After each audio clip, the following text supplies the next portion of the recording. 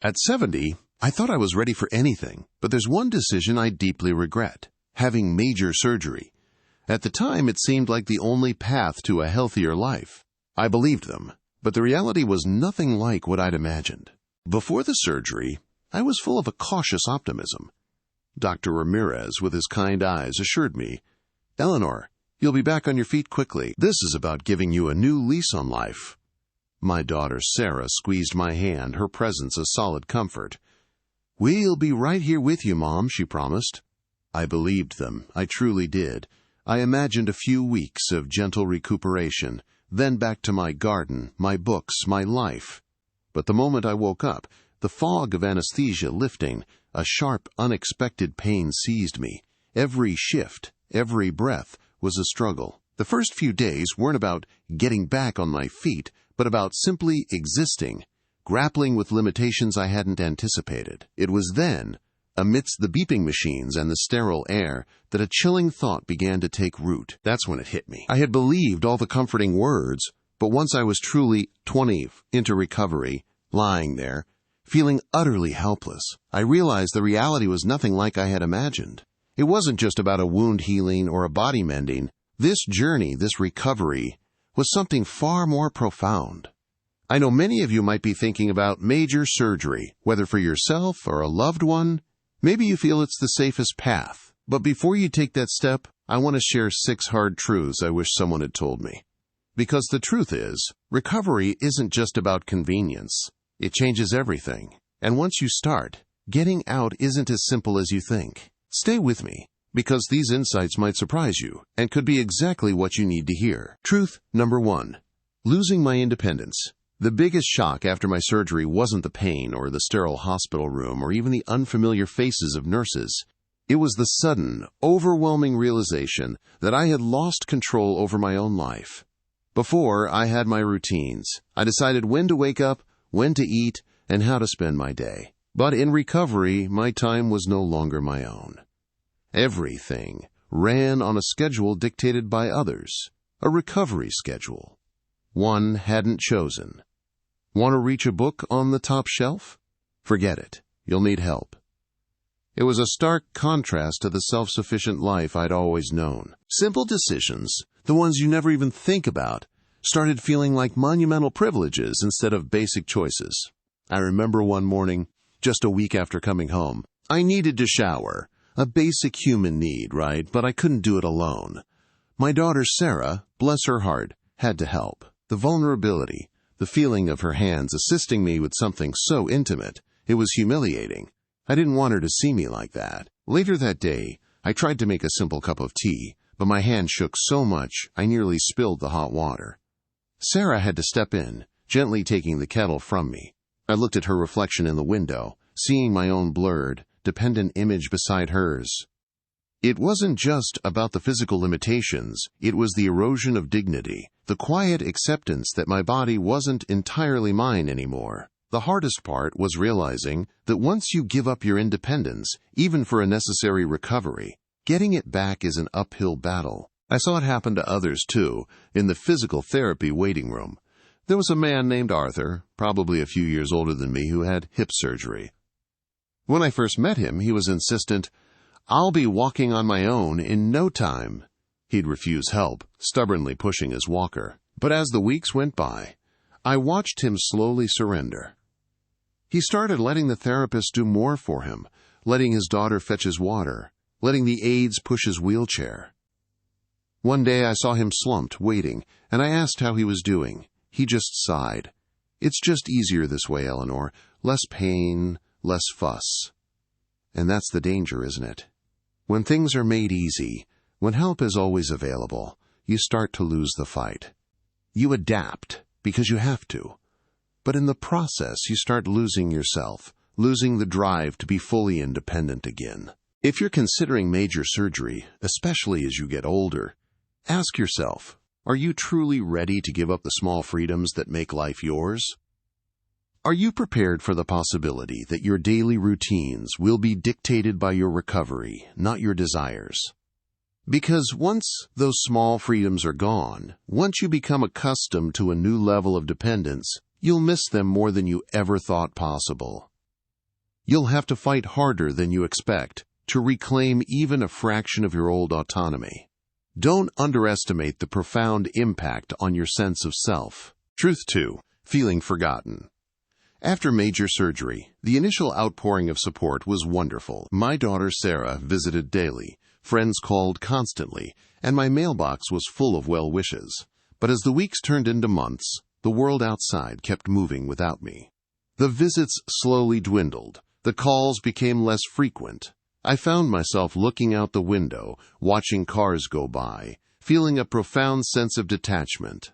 I was recovering, yes, but life for everyone else continued, leaving me feeling strangely left behind. I remember the first major holiday after my surgery. Thanksgiving. Everyone promised they'd come. The house was decorated, the turkey was roasting, but one by one the calls came in. Traffic, or the kids are tired. Sarah called, full of apologies, her voice distant, promising to make it up to me. I sat alone in my festive living room, watching a movie, a half-eaten plate of holiday food beside me, feeling a deep pang of loneliness. It wasn't that my family stopped loving me. Life just got in the way. When you're not around every day, it's easy for people to assume you're fine, that you're adjusting, that you don't need as much attention. One evening, the silence in my bedroom was deafening. I picked up my phone, my thumb hovering over my son's number. I wanted to hear his voice, to feel that connection, but a part of me hesitated. I didn't want to be a burden. I didn't want to remind him that I was here, still recovering, still needing. I didn't want to interrupt his busy life with my quiet loneliness. So I put the phone down. And that's when it hit me. This was my life now. Watching the days go by, hoping someone would remember to include me, while actively contributing to my own isolation by not reaching out. The fear of being seen as needy was a heavy one. If you're considering major surgery, ask yourself, are you prepared for the loneliness? Because no matter how much your family loves you, once you're out of sight, it's easier than you think to become out of mind. It takes effort, from both sides, to maintain those connections. You have to be proactive.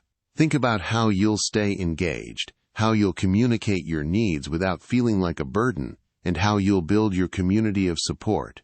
Because that emotional connection is just as vital to your recovery as any physical therapy. Truth number 3, and this one caught me completely off guard, the swift physical decline.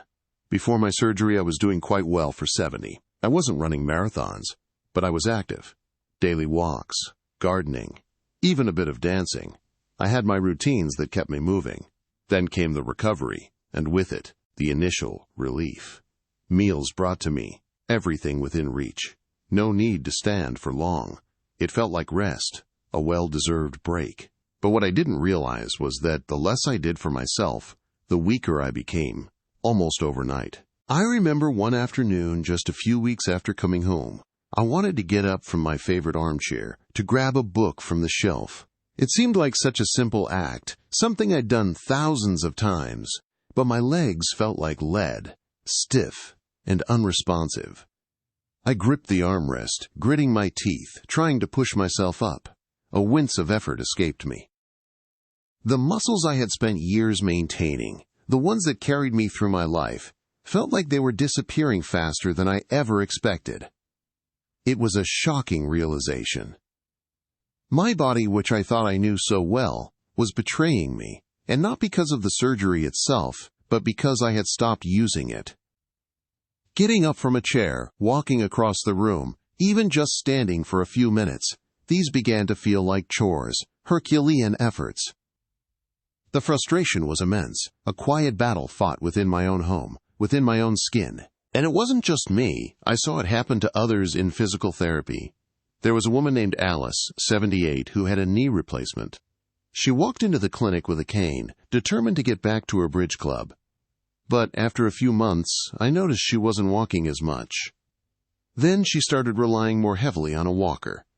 One day, I saw her being wheeled into the therapy gym. She caught my eye, a sad, knowing look on her face. I don't know when it happened, she told me, her voice barely a whisper. But I feel like I aged 10 years in just a few months. And that's exactly what it felt like. When everything is set up to make things easier, when every need is anticipated, it's easy to forget that movement isn't just about convenience, It's about surviving. It's about fighting to keep the strength that keeps you truly alive. If you're considering major surgery, I urge you to ask yourself, will you still have the motivation to keep your body strong when everything is set up to make life effortless? Because once you slow down, once those muscles start to atrophy, getting back up isn't as easy as you think. It requires a fierce commitment, even when you feel tired, even when it hurts. Don't let the deceptive ease of recovery steal your strength. Fight for every step. Truth number 4, and one I deeply underestimated, was the loss of my privacy. Before surgery, my home was my sanctuary. I could sit in silence, close my door, or simply exist without an audience. But once recovery began, my personal space started to shrink. Suddenly, there was a constant presence: family, professional caregivers, medical staff. Even in my own home, it felt like I was always being watched, always observed, always available. The quiet solitude I cherished was gone, replaced by a subtle, unsettling feeling of being exposed. I remember one morning, not long after I came home, I was barely awake, still a bit groggy from medication, when I heard a quick knock on my bedroom door, immediately followed by the sound of it opening. My daughter, Sarah, meant well, of course. She was checking on me, bringing my morning pills. But I was caught unprepared, still tangled in my sheets. I quickly pulled the blanket up to my chin, a flush creeping up my neck. I knew she was helping, but in that moment, all I felt was a profound sense of embarrassment. It wasn't just about being seen. It was the loss of control over my own space, my own body, even in my own bed. It was a small moment, but it was a quiet invasion that chipped away at my dignity, leaving me grateful for the help, yet resentful of the intrusion. This feeling extended beyond just my bedroom. After surgery, you're no longer just you, you're a patient. I'd be in a doctor's office, and they'd discuss my condition as if I weren't even sitting right there, talking over me instead of touching me. My body became a series of symptoms and scans, not my own private domain. And at home, needing assistance for personal care, even from loving family, was a constant reminder. There were times in the bathroom when I just closed my eyes, trying to mentally remove myself from the situation, wishing I could just have 5 minutes completely to myself. It's hard to explain, but when you're consistently viewed through a medical gaze, it slowly strips away your sense of self. You feel less like a person and more like a project. If you're considering major surgery, especially at an older age, ask yourself, are you prepared to give up the privacy and control you've had your entire life? Because once you're in recovery, needing constant assistance, that sense of personal space, that quiet dignity, can be incredibly hard to hold on to. It's fundamental to who we are, and losing it, even temporarily, can change you more than you think.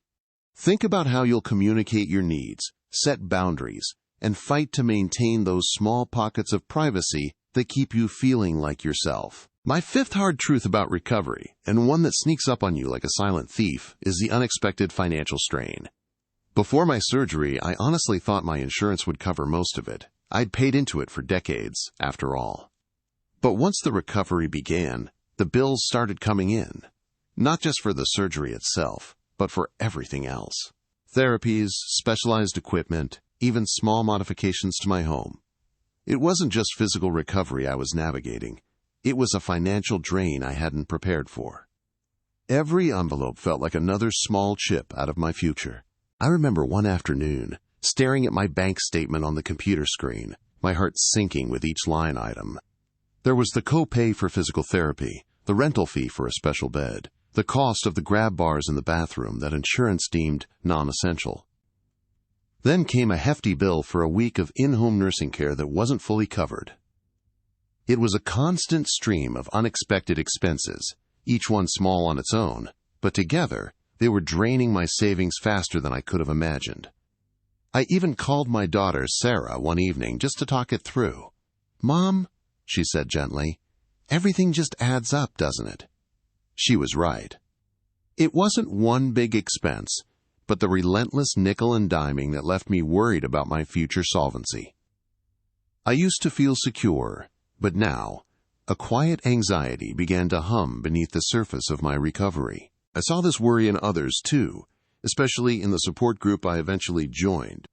There was a man named George, a few years younger than me, who had opted for the most expensive, round-the-clock private care, believing it would guarantee him a faster, easier recovery. He looked utterly defeated one day, explaining how he'd underestimated the cumulative cost. "I thought I was buying comfort, Eleanor," he told me, his voice hoarse, "but I was really buying it at the cost of my future." His savings, meant for his golden years, were dwindling at an alarming rate. It hit me then. Sometimes, the path that seems easier or more comfortable in the short term, the one with more assistance and less struggle, can become the most expensive one in the long run. It's a difficult balance between getting the care you need and maintaining your financial well-being. If you're considering major surgery, ask yourself, is your financial plan truly ready for a potentially long and expensive recovery? Have you looked beyond the surgery itself to the weeks and months of therapy, equipment, and possibly in-home assistance? Because once you start recovery, the financial barriers, whether for necessary care or unexpected costs, can be harder to overcome than you expect. Don't let the promise of a better tomorrow blind you to the very real costs of getting there. Understand your insurance, ask hard questions, and consider seeking expert financial advice. Before my surgery, my mind was sharp.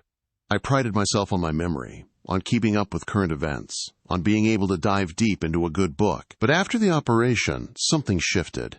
It wasn't just my body that felt sluggish. My thoughts did too. This was the sixth hard truth I wish someone had told me. The mental fog and frustration. I'd try to read, and the words would just blur. The plot would slip through my fingers like water. It was incredibly frustrating, a feeling like trying to think through a thick, invisible haze. I remember one morning staring at my calendar, trying to recall why a particular day was circled. It was important, I knew it, but the memory was just out of reach. It turned out I'd missed a follow-up appointment with my surgeon. I was mortified.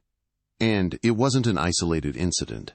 I'd forget names I knew well, or conversations I'd just had. I started apologizing constantly. Oh, my mind's just not what it used to be. It felt like a betrayal. My daughter Sarah would call, and sometimes I'd mix up details she'd told me. She was always gentle. "Are you getting enough rest, Mom? Everything all right up there?"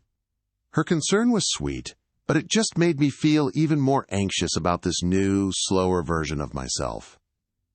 It was hard not to feel embarrassed, like a part of who I was had simply dimmed. Part of it, I realized, was the medication, the sheer number of pills I had to take, each with its own list of potential side effects, was bewildering. Some of them certainly contributed to the fogginess. But it wasn't just the drugs. My recovery routine, while necessary, was also incredibly monotonous. There was so little to truly engage my mind, no complex problems to solve, no new things to learn. I saw it in others, too, in the quiet common room at physical therapy. People would just sit, staring, as if their minds had gone on vacation. I once overheard a nurse tell a patient, "Try to keep your mind active, Mr. Henderson. It's just as important as the physical therapy. But how do you keep it active when your body is limited, and your brain feels like it's wading through mud?" It was a constant battle, trying to push through the haze, to remember, to connect. So if you're considering major surgery, ask yourself, are you prepared for the mental fog and frustration that can come with recovery? Are you ready for your mind to feel a step behind, to forget things you never would have before? It's not just about healing wounds. It's about fighting to keep your mental sharpness, to manage those medication effects, and to actively seek out ways to stimulate your brain. Because once that mental clarity starts to slip, regaining it isn't as simple as you think. It requires a conscious, daily effort to stay engaged and present. Looking back, I don't regret the surgery itself. It was necessary, a decision made for my health. What I deeply regret is not knowing, not being prepared for the profound shifts that followed.